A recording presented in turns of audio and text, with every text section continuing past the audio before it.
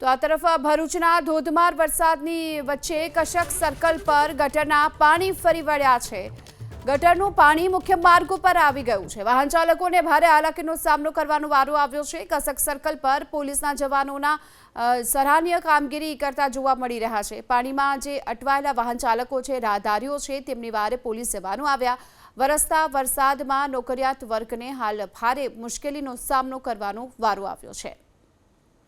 તો વરસાદમાં હાલ મુશળધાર વરસાદને કારણે ભરૂચના આ કશક સર્કલ પરના દ્રશ્યો જોઈ લો કે જ્યાં જળભરાવની આ સ્થિતિ છે અને ઘૂંટણ સુધીના પાણી અહીં ભરાઈ ચૂક્યા છે। આ સાથોસાથ ગટરના પાણી પણ ફરી વળ્યા છે અને તેના કારણે વાહન ચાલકોને ભારે હાલાકી પડી રહી છે। પરંતુ સારી વાત એ રહી કે અહીં પોલીસના જવાનો છે, તેઓ સતત તૈનાત છે।